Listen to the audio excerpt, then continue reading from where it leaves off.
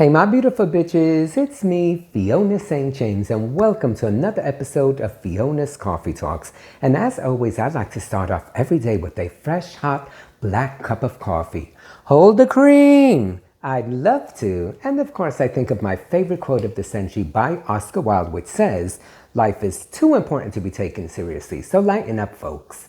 All right, so today's topic is, drumroll please, the documentary Bronx, USA. Yay! Oh my God. Okay, so as you all know, I am a Bronx boy, born and raised in the Bronx, born and bred, no pun intended. And I was on HBO On Demand, and I was like, let me see what documentaries they have. And I stumbled upon this one, Bronx, USA, and I said, oh, I have to watch it. So it was really quite wonderful because they covered so much, like they, beginning with like how it even got its name. Like a zillion years ago, there was the Bronx family that like lived in that part of the land, for lack of a better term. So then people would say, oh, let's go to the Bronx to go visit them. And it was like part of Westchester before it became part of like Bronx County. So, and I'm going back like hundreds of years. So now fast forward, it's the Bronx, which is kind of great. So they hit on the fact that like all of the other boroughs don't have the word "the" in front of it, which kind of makes us special.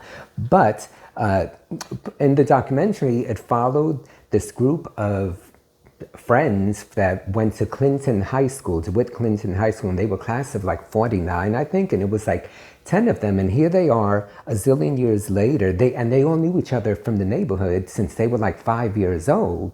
So now they're in their 80s and they're still friends, which is kind of neat. So like I think the main focus, the main point of this documentary was to show that like they kept repeating that when you are from the Bronx, the friends that you make are friends for life.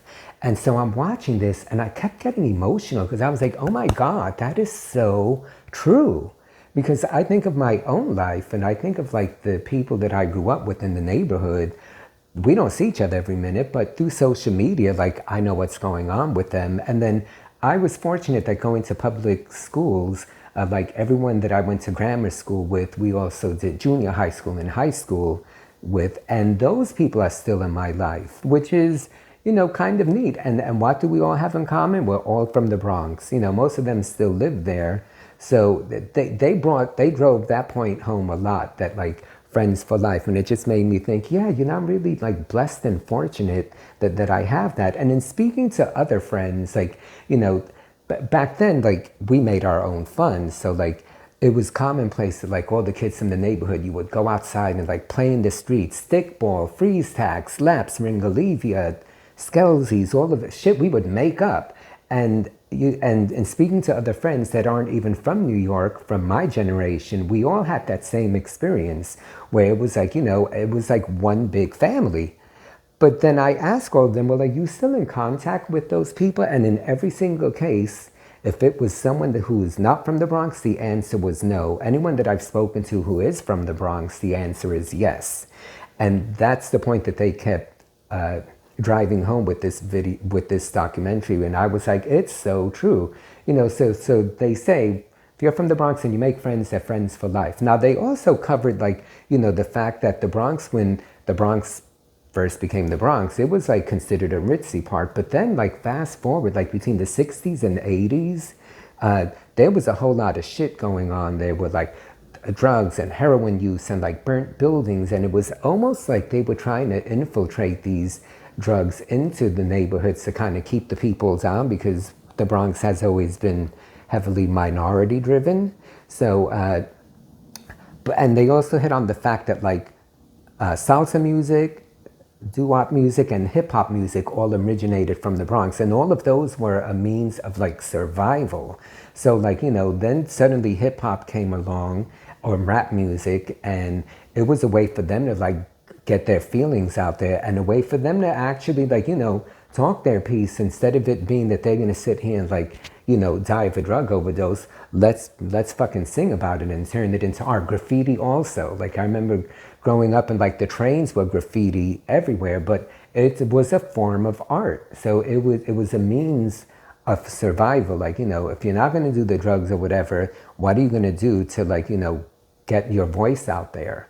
And like, even though I didn't come from like, Parkchester where I grew up was considered a good part, it's the equivalent to Peter Cooper Village and Stuyvesant Town in Manhattan. I think of the fact that like my outlet was doing community theater because as a teenager, that's what I did. And case in point, I was just with my two dear friends, hey, Juanita and Robert, who Juanita and I have known each other for like 40 years from doing community theater from the Bronx as well. Case in point, Bronx bitches 40 years later, we're still in each other's lives. And you don't hear that I don't hear that from other people that are not from the Bronx. So in watching the video, I was like, case in point, I can attest to that. So like, the good, the bad, and the ugly, everything that comes along with it.